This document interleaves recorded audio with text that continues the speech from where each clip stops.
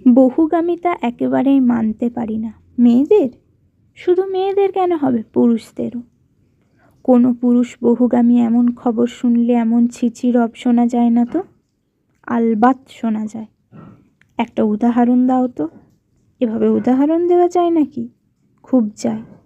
শিল্প, সাহিত্য, নাটক, সিনেমার জগতে যে পুরুষ বহুগামী নয় এমন কয়েকজনের নাম বলো, অথবা যে কজন বহুগামী তাদেরই নাম বলো।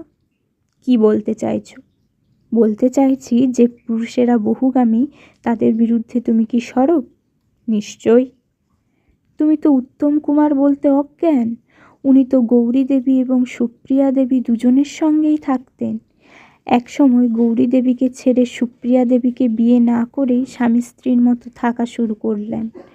তুমি তো উত্তম কুমারকে গালি দাও না। তুমি তো সমরেশ বসুরও নিন্দে করো না। উনি তো দু বোনকে বিয়ে করেছিলেন। প্রখ্যাত বহুগামী রবিশঙ্করকে নিয়েও তো কিছু বলো না। একজনকে ছেড়ে আরেকজনকে নিয়ে থেকেছেন। একে তো বহুগামিতা বলে না। তাহলে যে মেয়েটির নিন্দে করছো সেও তো একজনকে ছেড়ে আরেকজনকে নিয়ে থেকেছে। যা করেছে প্রকাশ্যে, লুকিয়ে নয়, কাউকে ঠকিয়ে নয়। তাহলে তার নিন্দে করছো কেন? সমরেশ বসু বা উত্তম কুমার বা রবিশঙ্কর অনেক বড়। এত বড়র সঙ্গে কে কার তুলনা করা চলে না। বড় হলে বুঝি অনৈতিক কাজ করা যায়? আর কোথাকার কেদের জন্যই নীতি? নাকি শুধু মেয়েদের বেলায় নীতির প্রশ্ন ওঠে? বাজে কথা হচ্ছে। আমি নারী পুরুষকে আলাদা করে দেখি না। তাহলে শুধু মেয়েদের পতিতালয় কেন? পুরুষদের পতিতালয় কেন নেই? এই প্রশ্ন কোনোদিনও করেছো? বাই দ্য ওয়ে, পতিতালয়কে যে আইনত বৈধ করা হয়েছে তার বিরুদ্ধে কিছু বলো না কেন? কেন বলবো? পতিতালয় তো থাকা উচিত। আছে বলেই তো সমাজে ধর্ষণ কম হয়। হা হা হা, তাই বুঝি? হ্যাঁ তাই। তোমাদের বৈধ পতিতালয় তো বিবাহিত অবিবাহিত সব পুরুষের জন্য। পতিতালয়ের গেটে তো শুধু অবিবাহিত পুরুষ অ্যালাউড লেখা সাইনবোর্ড নেই।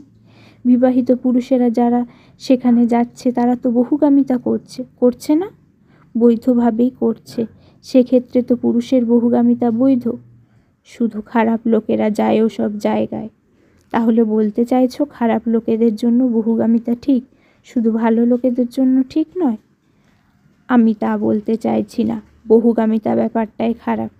তাহলে পতিতালয়ে বিবাহিত পুরুষদের প্রবেশে বাধা দেওয়ার কথা কোথাও মুখ ফুটে বলে না কেন? আমি বললে কে শুনবে? কিন্তু তুমি যে একটি মেয়ের বহুগামিতার বিরুদ্ধে চিৎকার করছো, ও তো অনেকে শুনেছে। মেয়েদের এসব সহ্য করা যায় না। এই তো আসল কথা। পারলে মেয়েদের বহুগামিতা সহ্য করা যায় না, পুরুষদের বহুগামিতা সহ্য করা যায়। পুরুষ আর নারীর শরীর তো এক নয়, পার্থক্য আছে। হরমোনের পার্থক্য। পুরুষদের সেক্সটা বেশি দরকার হয়। এতক্ষণে অরিন্দম মনের কথাটি আগে বলে ফেললেই পারতে। বলো যে পুরুষের বহুগামী হওয়ার অধিকার আছে, যেহেতু তাদের হরমোনস বেশি সেক্স চাই। এক নারীতে তা মেটে না। কিন্তু নারীর বহুগামী হওয়ার কোনো অধিকার নেই। নারীর হরমোন যতই টকবক করুক তাদের একগামী হতেই হবে। বেচারা পুরুষের বহুগামিতাকে জাস্টিফাই করার জন্য ধর্ম থেকে শুরু করে হরমোনের আশ্রয় পর্যন্ত নিতে হচ্ছে। আমাদের মায়েরা কি কল্পনা করতে পারতো স্বামী ছাড়া অন্য কারোর দিকে কোনোদিনও তাকাবে? তুমি চাইছো দুনিয়ার সব মেয়ে তোমাদের মায়ের মতো হোক?